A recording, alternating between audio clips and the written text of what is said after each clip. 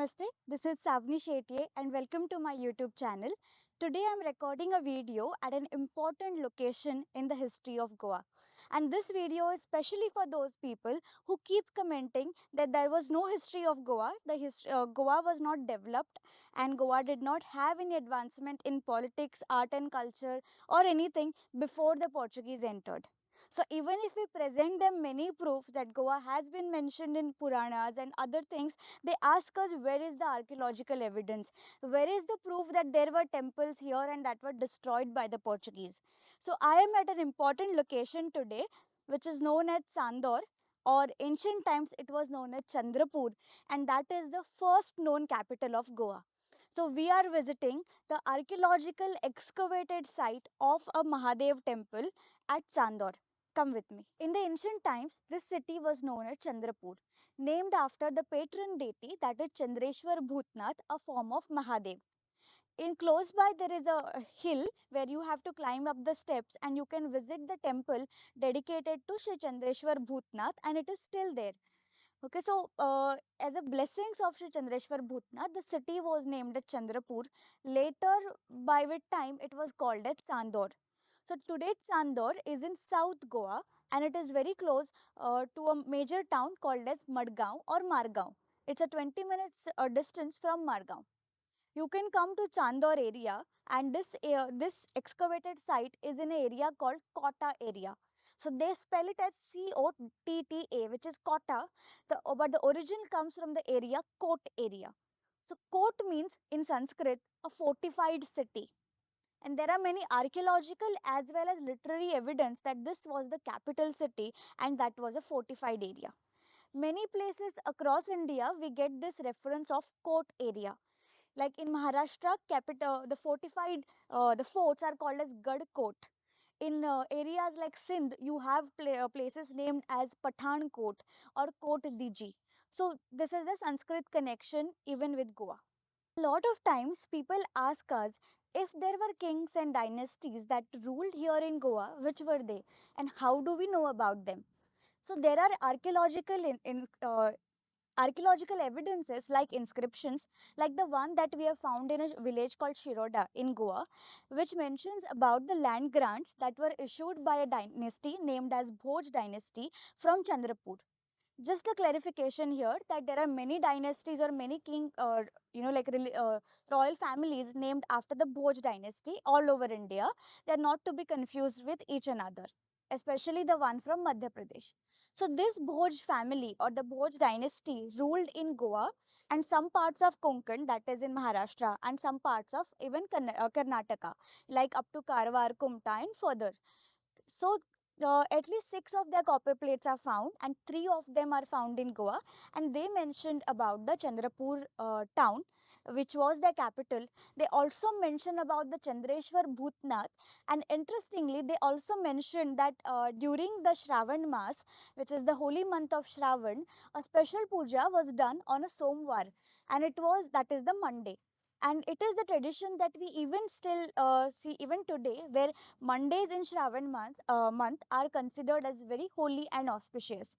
So these kind of traditions can be dated back even up to 3rd to 4th century. There may have been kings even before that. We don't know about it because there are no enough archaeological evidences. So this archaeological evidence which mentions about the Chandrapur of the Bhoj dynasty, after which Goa was part of the Chalukya, Shilaharas and Kadambas. So Kadamba dynasty, which originated in Karnataka, ruled also in Goa. A branch of theirs was called as Gomantak Kadam, and they even had their capital in Goa. So there is one more copper plate inscription found in Maharashtra which mentions a king named Ayyappa marched on the capital of Kadambas, which was the Chandrapur. So these sources which are mentioned in archaeological evidences, like few in incidents that helps us as an archaeologist find or trace back any place which could give us an archaeological data that a place like temple must have existed here. Another important evidence for us is that initially I told you all that this place was called as Court area. Court means a fortified area. And around the village of Chandor, you can still see a wall which is a protection wall near the Kushavati river. Secondly, even after the Inquisition and the strict rule of Portuguese, there was a lot of convergence that happened in Chandor, and people still call this area as a Kota area. On the way, when you enter Chandor, there's a chapel at the in the Kota area where it mentions Saint Tiago Chapel, and down there it is written as Kota, Cotta. So this is another evidence or a clue for us that this place had some Sanskrit connection. So in once upon a time, like in 1920s, Father Henry Heras decided to excavate this area. So in an archaeological site, when any site is destroyed, it does not go underground. That is a popular myth that places go underground. They usually don't go underground, but they get completely destroyed. And walls and other, architectural elements are very easy to break down, but the foundation does not really break down that easily. So all the mud and, the other elements from architecture elements, they fall down and they form a mound. So this area, even if when I had come here first in 2010, there was a mound and there were like grass used to grow. So you could see that, there was some, and even I remember finding some potsherds and things, on surface like that. So imagine somebody must have come here in 1920s or before that. This must have been really archaeologically rich site. And there was the first excavation of Chandrapur. Another thing is, we always ask where is the written records, but not everything is written, especially in a place like India where a lot of our history is passed from our grandmothers and it is strong in their memories. So even though the people here got converted, they still remembered this as the holy place. So I am told by one of the families here that during the Musal Khel, which is a popular ritual or religious dance that happens in this village, they would start from close by to this area because there was a faint memory that this was an important place. In 1930, a first excavation was done here by Father Henry Herras, who was from Xavier's College, Mumbai. And in that excavation, a lot of things were revealed which could prove that this place, which was remembered as Ishwarachi Zaga, was actually a temple. One of the biggest evidence is this Nandi. You can see that the Nandi is beheaded. And there were many more archaeological religious objects like temple objects, puja objects, and some murtis were found here, which were later kept in the Xavier's Museum in Mumbai. So when you come and visit this site, when you look at the height and the size of the Nandi here, you can imagine the grandeur of the temple and what it must have been in the olden times. But there is a question, who beheaded this Nandi? What happened here? Why is this site in this such condition? So there are many evidences of the invasions that happened here. There is one evidence which is mentioned by many historians, which mentions that there was an akraman of Malik Kafur, who was from the army of Alauddin Khilji. After that, in the 14th century, there were also some battles that were fought here by the with the Bahamanis, which destroyed the temple. So there are also mentions of the capital being shifted from Chandor to Goa Puri, which is today's Pilar and the old Vella Goa area. From there, there was also an invasion in Goa Puri. Then it came back to Chandor and back there. So there are many evidences of battles being happened here and temple being destroyed. There were many small subsidiary shrines here which were also destroyed. A lot of archaeological remains like murtis are also in personal collection as well as in the museums. So this was the first invasions. In later in 1510, Portuguese entered Goa. They took old Goa. They established their power there, and later they spread to two other areas like Bardes and Sashti. So Chandor is in the Sashti area. And slowly they started spreading in Chandor, a village by village, and forceful conversion started. A proof of which can be found in many places in many forms of evidences here. Like there are records mentioned by the Portuguese themselves of the invasions that they did, of the destructions that they did, and of the conversions that they did. If you take a walk in this area, you find so many big palatial Indo-Portuguese houses. Lot of literary evidences are found in the archives of Goa. But literary evidences are not enough. in archaeology, we need to see a material object to believe and make any statement. So in 1960 onwards, there were two more excavations done by Archaeological Survey of India. This site is under the care of Archaeological Survey of India, Government of India currently. So there were two more excavations which were done and which revealed the foundation of a temple site here. Anybody who is accustomed or have been to any temple ruins or site, they can see that a proper foundation can be seen here. In the same archaeological excavations, many more objects related to the temples and pujas were found. So that there is not only one oral historical evidence, but also literary and archaeological evidence. And the biggest evidence is the Nandi himself.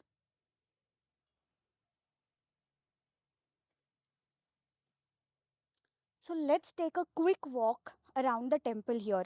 Like in most of the South Indian temples, there was a special Nandi Mandap for olden style of temples. So this one, which is now rebuilt, but you can imagine based on there are some old structures also, like old laterite blocks. You can imagine this was a special Nandi Mandap for the Nandi. Then walk inside with me. You can see as you walk, there are some old stone blocks also, and we enter into the Mukha Mandap, or which is the front porch. There are also some of the old bricks here, like you can see, which are now redone or restored by ASI with the new bricks, which are done in the same size and shape. But also you can see the old style of bricks here. And this is the complete foundation of the Mukha Mandap or the front porch. Once you enter from the Mukha Mandap, it leads to your Sabha Mandap, which is a typical architecture that is found even in the today's temples of Goa. So, which was the pillared hall meant for meetings or any other religious activities. You can see these remains of pillar base here. And there are many more pillar bases that you can find everywhere. So, based on a huge size of this pillar, you can imagine the grandeur of the temple, what it must have been like.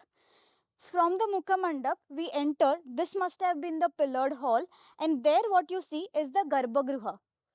There are also mentions that next to the Garbhagruha, there must have been small shrines, like small rooms meant for other deities, like which is a thing that we see even in the temples of Goa, even today, where other deities which are like Gramadevat or other devatas are worshipped together.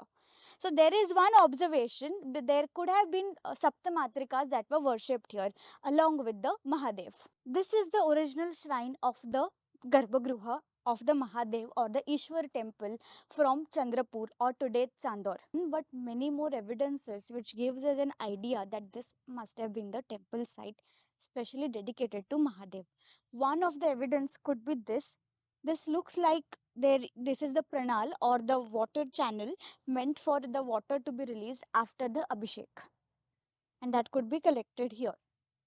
So, Chandor or the Chandrapur area had a tradition of the Musal Khel in the memory of the warriors and the battles that have been fought here. This Musal Khel is danced with the Mussar, which is the pounding sticks. And today's the Roman Catholic Kshatriyas, which were the Hindu Kshatriyas before the conversion, they start this with invoking, which initially they used to invoke Ishwar, Parvati, and Gajanan. Now they invoke God, Mother Mary, and Jesus. They start from one chorus, which is the cross, and ends it with the chapel. They visit each house singing this Mussar Khere lyrics and dancing with the pounding sticks, that is Mussar. The attire that they wear is mostly the Hindu attire, which is they wear a dhoti, a sadra, and a feta, that is a turban. And they start this performance. So I have the lyrics of this, which is a historical evidence for us to know about the historical past of the Chandor. So it says, it starts with invoking Om Ishvara Harihara, Satasya Gana Gaja Gauri, and then there is a huge lyrics of 3 pages. I will just sing just a few lines from that. So it says, Edi Edi Samshi Samarachi, Tatun Basla Saibin Bhangarachi. So Saibin here was initially, before the Inquisition, was actually called by the goddess name. Later Saibin is Mother Mary, which was replaced. Then मुखार खेळवत अस्वलांचो, फाटल्यान खेळवत मुसळांचो. Then there is one para that mentions about the historical kings. So the Goy sound kam de beta dek tamasha, Goy sound kam de beta dek tamasha. So Goy sound firingi eta dek tamasha. Then it mentions about firingicha mathyar chepe asare.